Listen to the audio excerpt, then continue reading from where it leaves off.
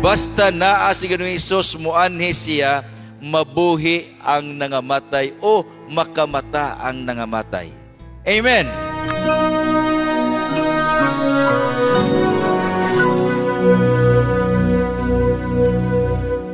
Karong gabi importante kini ang atong pagatunan. Kay magahisgot kini siya mahitungod sa kamatayon. Usa ni siya kapangutana nga diin angay nato nga masayran ang tubag niini. Kay naghisgot kini unsa ang kahimtang sa tao sa diha nga siya mamatay. Ug moadto tag mga funeral homes, walay undang ang patay, no? Moadto tag St. Peter, tanan grabe pinatyanay, grabe yung mga patay, daghana. So by the way, before ko padayon, buot ko pasalamat sa mensahe sa awit sa atong mga kauban, mga workers sa dinhi sa ato ang Southern hinigugma nato nga Southern Mindanao Mission. Grabing practice na ato, murag usa ka tuig ng practice ato. Oo, pero mayo, salamat sa mensahe. Now, padayon kita.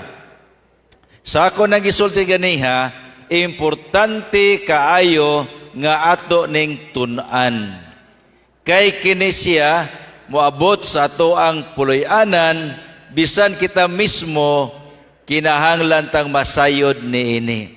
Kung kita mamatay, ikaw mamatay, unsa may atong kahimtang. Minahal ko mga kaigsunan, ato ni masayran. Karon singon ni ana, kita magatubang sa kamatayon nga walay kahadlok. Dili ba? Uban nato mahadlok kay tag minatay. Samot na kon kamatayon na gyud ang atong atubangon. So kinahanglan ta masayod niini. Now, parang masayran nato atong tubagon kining pangutana, kung giunsa pagbuhat sa Dios ang tao. Kaysa yun niana, ato masuta kung unsa gid ay ang kahimtang kung kita mamatay. Matod pa sa Genesis 2:7, o giumol ni Hiyuba nga Dios ang tao gikan sa abog sa yuta. Kinsa ninyo dinhi wala kay ilag abog? Bidabe?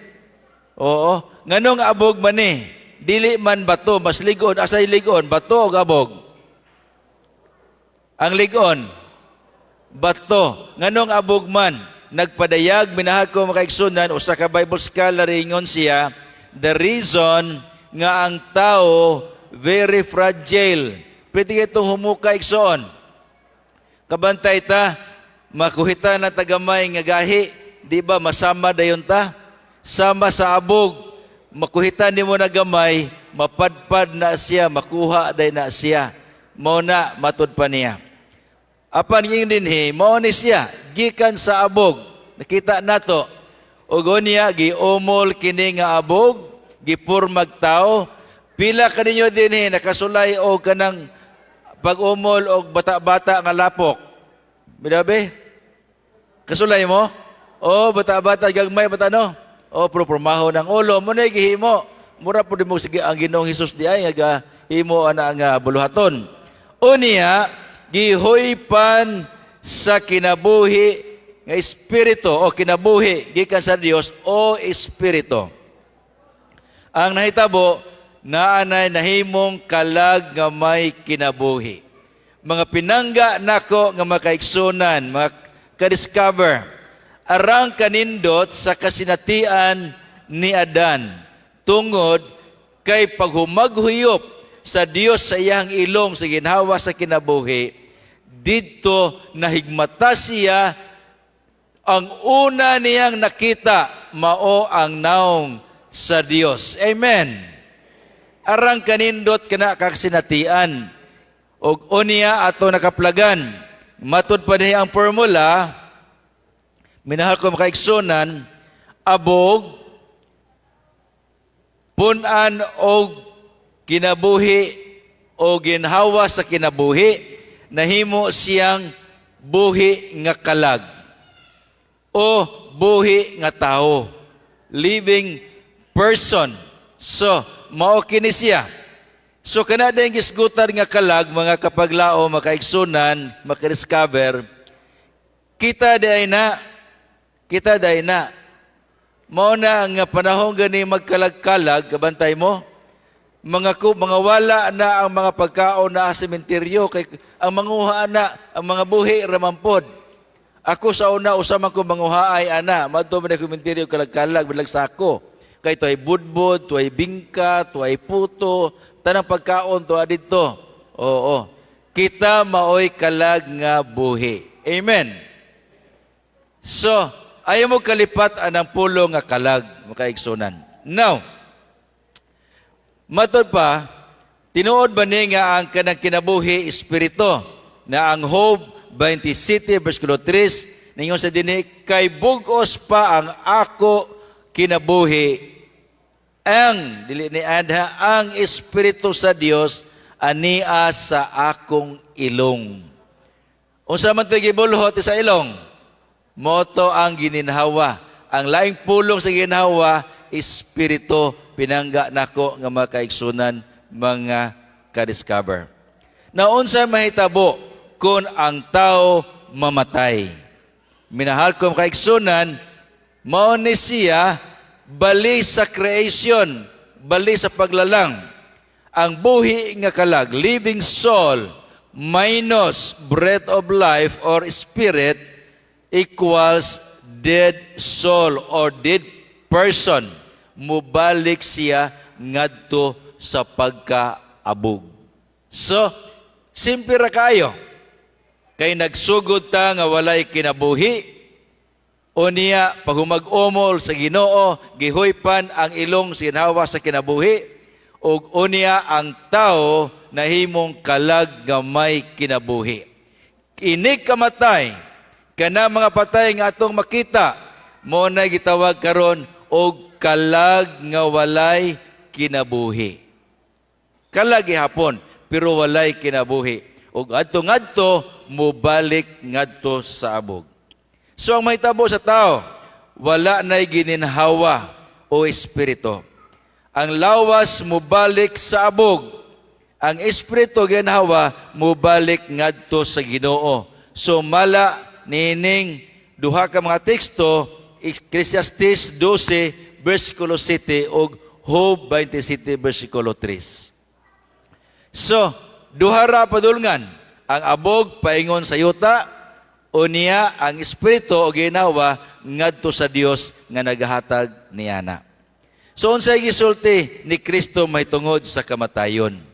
Angay nato nga tun-an ni sa igsoon, may bawaan nato kay kitang tanan nangalagad man diha kang Kristo, siya man ang atong sumbanan. Matod pa sa kasinatian ni Lazaro. Si Lazaro, minahal ko makaigsunan, usa kini kasuod nga higala ni Ginoong Hesus. Ug unya samtang sa ministeryo na ay taho nga nadawat nga si Lazaro nagsakit. Gipahibalo si Ginoong Hesus kay nakaplagan ni atong panahon na nga daghan ang gasakit nga giayon ni Ginoong Hesus. Gipahibalo siya parang iyahang maadto iyang suod nga higala si Lazarus, mga pinangga ko mga kaigsunan, parang iyang pag-aayuhon. Ug abi ninyo, ingon si Ginoong Hesus, si Lazaro iyang kahimtang karon, ang katuyuan nini alang sa himaya sa Dios, mapadayag ang himaya sa Dios. Sa diha nga diin, gisaysayan si Ginoong Hesus, gipahibalo siya, si Lazarus namatay. Unsay sulti ni Ginoong Hesus, versikulo 11, si Lazarus natulog. Natulog. Naglibog ang mga apostoles, anong natulog man siya.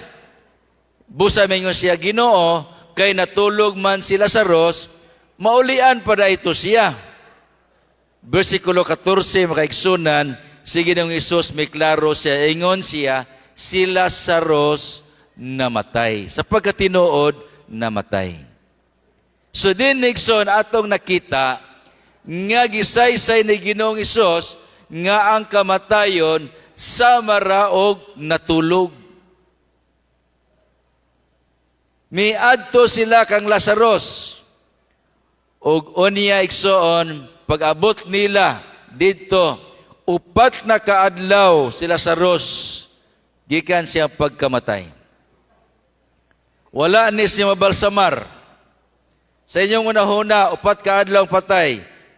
Baho na o wala pa? Baho. Baho na.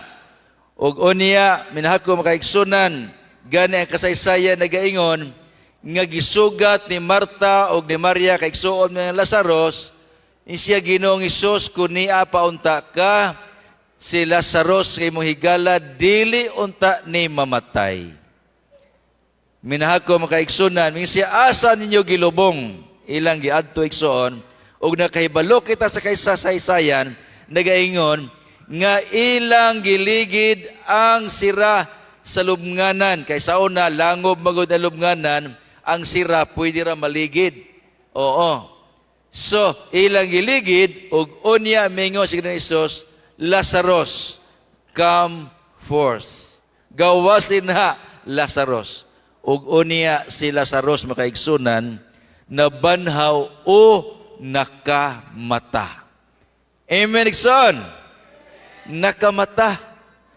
Pinahal kong kaigsunan atong hinumduman nga sa presensya ni Ginoong Hesus ang namatay ngayang giingon nga natulog, mabanhaw o makamata. Minahal kong kaigsunan, pwede ba ya nga sa dito pa sa layo si Ginoong Hesus samtang ministeryo siya, pwede man niya inon nga ako itong pamathon si Lazaros. Wa to problema mo, bangon na to dito. Kini siya, miadto gayod siya, kay naay mensahe ang Ginoo. Nga alang sa nangamatay, basta naa si Ginoong Hesus muanhi siya, mabuhi ang nangamatay o makamata ang nangamatay. Amen. So now karon, ang pulong nga natulog sa tibuok Biblia pinangga ko makaigsunan, gisgutan o gisulat kini 54 kabalik-balik kapunto. So daghan ang Biblia, pulong sa Biblia mga teksto nga ang kamatayon naghisgot og katulog. So ang tao mamatay natulog nga walay gininhawa. Dili ta maguol. Nga naman, mumatara sila inigbalik sa Ginoo. Amen.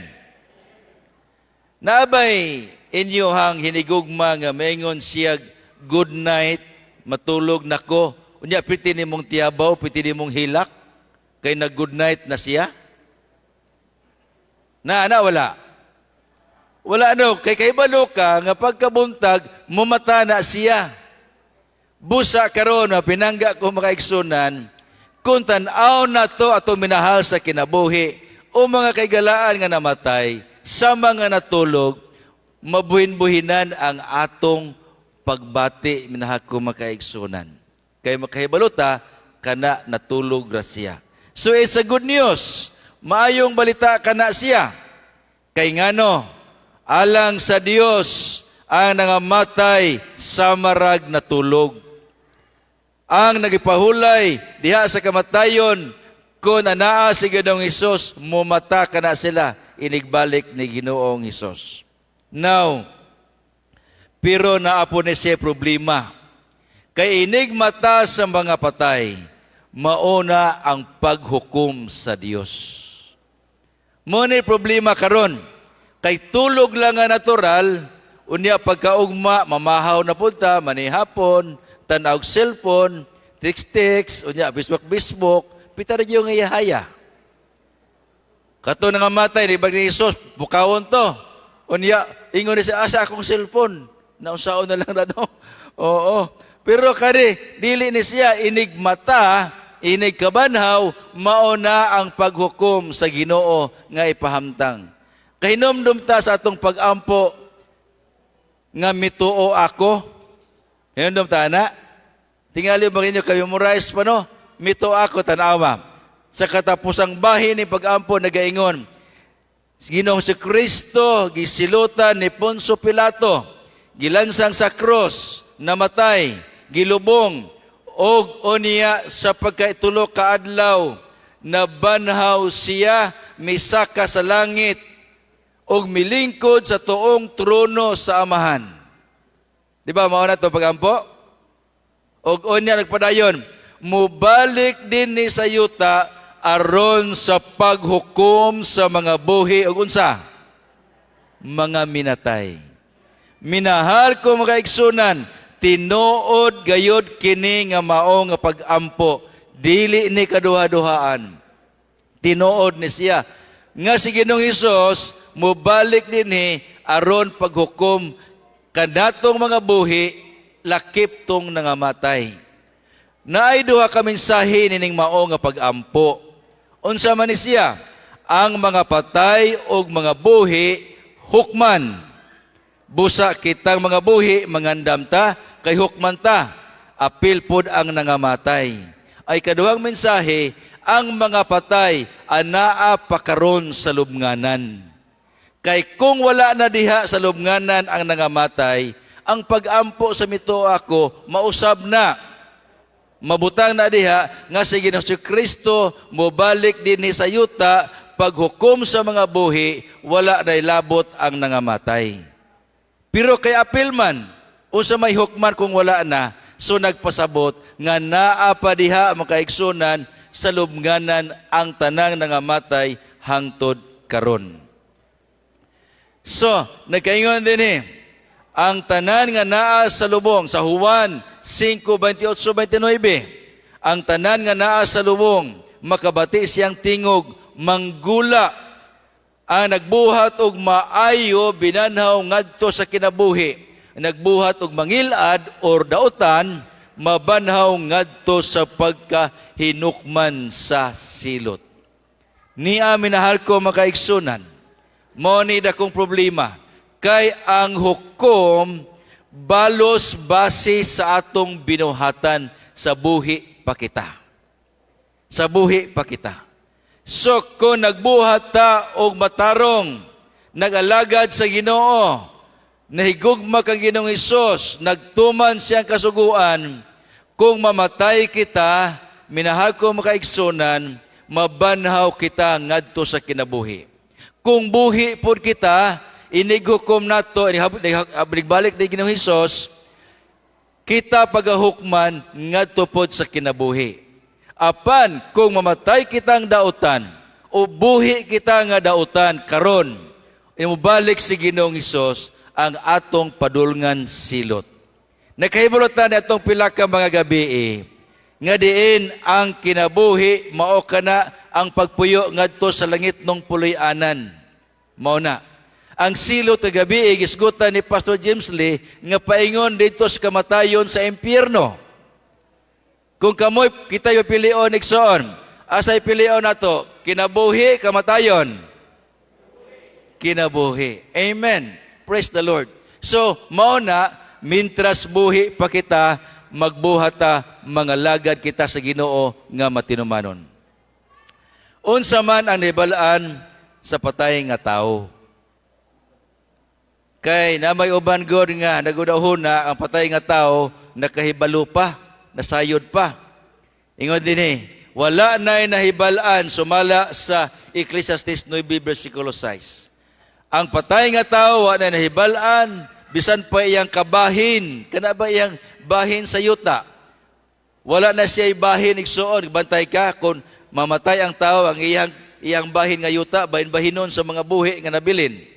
Ang gugma, pagdumot, bisan unsang butang igibuhat din sa yuta, mawagtang. So wala na. So meaning, dili na makaalagad. Gani, nagkanayon pagparayan ng teksto, kay ang mga buhi na sayod nga sila mamatay, apan ang mga minatay, dili mahibalo bisan unsa, ni may balos pa sila tungod kay ang ilang handumanan, hikalimtan, didto sa Siol diin ikaw moadto, walay buluhaton, ni kahibalo, ni kaalam. Minahal ko makaigalan, makaigsunan, ka-discover. Atong diskubrihan karon nga ang nangamatay di ay wa nay kahibalo. Wa nay kahibalo. Kada bitong maingon ka nga kining happy birthday ma sa heaven. Kana mo kag istorya patay ba? I love you ma. Nya patay na ang ato ang giistoryahan. Ayaw mo kumpiyansa igsoon. Nakabantay mo na hintubag ana nga I love you to. Nga patay? Nawala. Ayaw mo kumpiyansa. Dili na, wala na kahibalo. Ayaw pag text nga, sa birthday ma in heaven, kay mo balo sa nag-text nimo na. Sao na lang.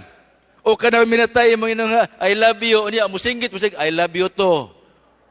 Di ba, mugdagang kag kabad-kabad kag dagan. Di ba no? Wala na'y kalibutan. Busa mga anak, banag, asawa, kung mupabati maganitag gugma, karon mintras buhi pa. Amen? Muna itong buhaton. Now, unsa man ang angay buhaton karon? Atong buhaton, makaigsunan, atong alagaron si Ginoong Hesus, mintras buhi pa kita.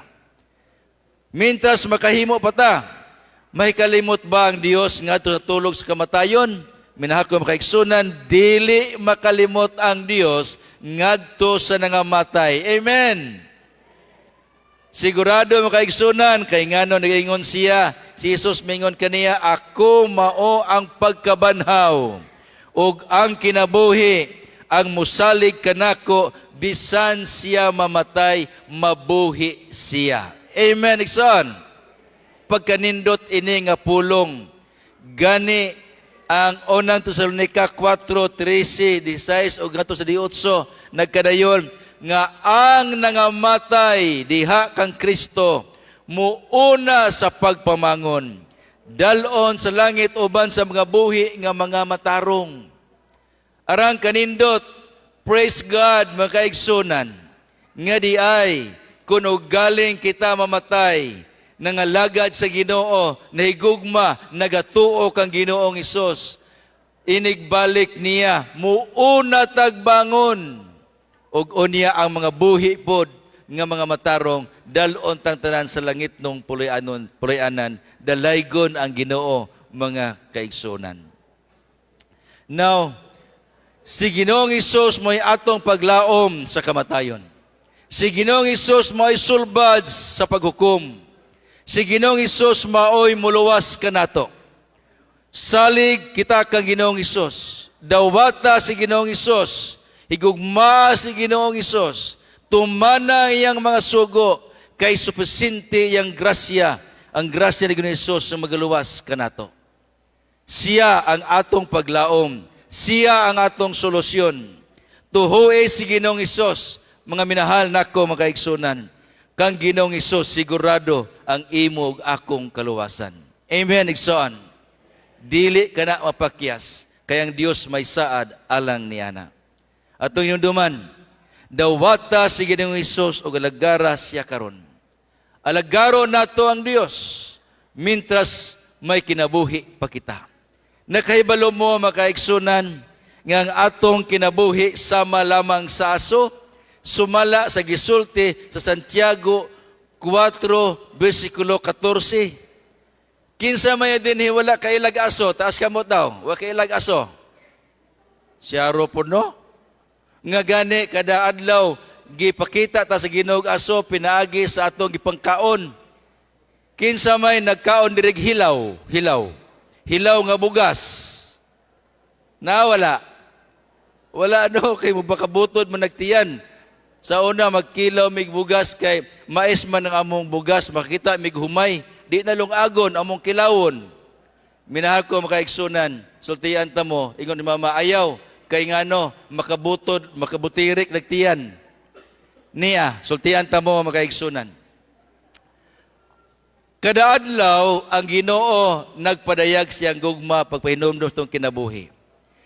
Ang regular nga tao, kapila mo kaon sa usa ka adlaw, katulo, pamahaw, paniudto, panihapon. Kanang mukha o kalima, regular o irregular? Kamoy gasulti ana ha? Niya igsoon. Sa mong bukid, walay snacks dito. Pag mata, mamainit. Pag humag mainit, alas 7, usa na pod, mamahaw. Unya, pagka alas 10, kamangguna may manawag si mama, uli sa mo dinhi, pangaon mo, diri sa tuwa, snacks, pero sa mua, timo-timo. Kaya mo timo-timo? O, timo-timo. Unya, pag 12, paniod to na pod. Pagka alas 3, ay nga mama, ali mo diri, kaon sa mo. Unsa naman na siya? Tima-tima. O, tima-tima na pod. Unya, pagka alas 6, marihapon, na may drama sa radyo sa ng Diego Salvador, dugay may katulog, sa di pa matulog na po laing kaon. Unsa naman na po ng kaon na? Timi-timi. Grabing kinananay. Pusultian ta mo, mga kauban sa buhat, makaigsunan. Tanan natong gikaon, gipaagig kalayo, na ay aso. Minahal ko makaigsunan, sa diha nga makakita kag aso, ayaw kalimot. Gugma kana sa Ginoo, nagpahinumdom sa atong kinabuhi, nga sa diha nga ato makita ang aso, sa daklit mahanaw lamang. Minahal ko makaigsunan, palando nga atong kinabuhi. Busa ko na kay problema kahasol sa imong kinabuhi karon. Dawata si Ginoong Hesus. Kung na kay balatian, nagpahinumdom ang Ginoo, nga kanang balatian musampot na sa kamatayon, ang sulbad niya ng kamatayon tungod sa balatian, dawaton nato si Ginoong Hesus. Kay kanang balatian, sultian ta mo, daghang nangamatay nga wa magig balatian. Di ba? Nga pag natulog sila, pag mata nila, patay na. Na ba na? Nga pag mata nila, patay na. Ang kato nakamata, mao'y nakaibalo na matay itong ilang kauban. Minahal ko kaigsunan, atong hinumduman, kanang balatian nga imong gibati karon, pahinumdum na nimo, nga dawaton nato si Ginoong Hesus. Kay kung mamatay kita, walay problema, kay iyatang pagabanhawon igbalik niya. Amen. O niya, kung na kay problema, dawata si Ginoong Hesus. Kasakit imong nabatnan, dawata si Ginoong Hesus. Kasubanan ng imong nabatnan, dawata si Ginoong Hesus. Kay kanang tanan, masulbad ra ang tanan. O niya, inigbalik ni Ginoong Hesus, sultian ko kamo. Mao ni ang pinakakalipay nga ato mabatnan. Ang tanan nga midawat kaniya, ang tanan nga misalig kaniya, ang tanan nga mituo diha kaniya, may kasiguruhan nga diin kita sa bisan unsang sitwasyon ti kinabuhi, kung buhi man kita dalon ta ngadto sa langit nung pulianan. Apan kung patay kita, minahal ko makaigsunan, kita pagabanhawon ngadto sa kinabuhi. Arang kamaayo ang Dios. ug atong hinumduman nga ang tanan nga naon niya sa lubnganan nigbalik ni Ginoong Hesus, mamangon kana sila kung matarong ang ilahang nabatnan mintras buhi pa sila. Atong hinumduman, minahal ko makaigsunan, nga walay tao nga namatay nga makahimo pag-usab siyang kinabuhi. Walay tao nga namatay nga diin ikaampo nato mausab iyang kinabuhi, kay personal kini ang paghukom individual, dili na siya by family, dili na matabangan ngadto sa uban. So atong lagaron ang Dios sa maong kamatuoran, pinangga ko makaigsunan nga si Ginoong Hesus ang solusyon sa problema sa kamatayon. Minahal ko maigsuon, ato siyang alagaron, atong matubang kamatayon nga walay kahadlok. Atong hinumduman ang Roma 3:23, kitang tanan nakasala og nakabsan sa himaya.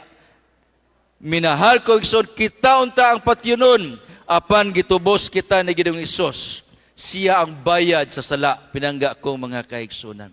Atong hinumduman nga ang kamatayon usab na Ginoong Hesus naghatag atong kasiguruhan, kay siya nabanhaw o ang iyang pagkabanhaw mo'y naghatag natong kasiguruhan nga ang mga matay nga laga diha kaniya mabanhaw usab sama kang Ginoong Hesus.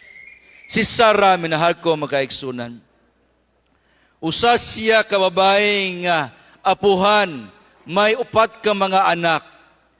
Apan sa iyang pagsakit, nagsakit siya leprosy, wala na'y muduol niyang mga anak. Luoy na kayo siya, napasagdahan siya siyang gamay nga payag. Apan sultian ta mo, mapinangga ko mga kaigsunan, nga diin si Sarah, adunay mga misyonary nga nakaduol niya didto. Gitudluan siya sa gugma sa Dios, gitagaan siya paglaom, ug unya si Sarah mga kaigsunan, gitudluan siya kantang nagkanayon, Jesus loves me, this I know, for the Bible tells me so. Ang chorus na kaingon, Jesus loves me, yes, Jesus loves me. Every time nga mga misyonary moadto siya, muduaw, madalag pagkaon, magaampo kaniya, iyang nabati ang gugma ni Ginoong Hesus. Iyang nabati ang pagmahal ni Ginoong Hesus. Ug unya nadawat niya si Ginoong Hesus ingon iyang personal nga manluluwas. Nadawat niya si Ginoong Hesus. Apan ang iyang sakit miut-ut kaniya ug hantod hapit na siya mamatay, minahal ko makaigsunan. Nabisitahan siya sa mga misyonary. Ug unya, samtang maabot ang mga misyonary, di niya magwanta siya, dili na ko magwanta ang akong sakit. Di na ko magwanta. Giampuan siya sa mga misyonary. Ug unya, sa diha pa mag-ampo, nadungog nila ang si Sarah nga nagkanta, Jesus loves me, this I know, for the Bible tells me so. Yes, Jesus loves me. Yes, Jesus loves me. Hangtod igsuon nga si Sarah. Sa diha nga siya nagsiyang baba na lang mooy nagsigig istorya nga wa nay tingog. And then the last phrase Sarah mentioned, yes, Jesus loves me. And he died. She died, makaigsunan. Minahal ko makaigsunan. Kung ikaw ako, minahal ko makaigsunan sa usang sitwasyon itong kinabuhi. Muabot man nato ang kamatayon. Apan, kung nadawat si Ginoong Hesus, inigbalik niya, minahal ko makaigsunan, kita iyang pagaluwason. Iya kitang pasakon ni anang bulawan nga hagdanan, payon ngadto sa bagong Jerusalem, nga didto wa nay mga paghilak, wa nay mga kasakit, wa nay kasubanan. Pinangga na ko kaigsunan. Pila ka nato dinhi karon nga diin magahimo sa pagtugyan sa kinabuhi ug pila ka nato nga gusto maimbitar ni Ginoong Hesus na langit ng puloy-anan. Paritaas kamot pinangga ko mga kaigsunan. Dahang salamat pinangga ko mga igsoon. Ayaw kalimot, hinumdumi ang solusyon sa kamatayon si Ginoong Hesus. May sigurado kita nga makapuyo kita sa langit ng puloy-anan. Salamat sa iyong mga desisyon. Ang Diyos magapanalangin o magatabang kanatong tanan.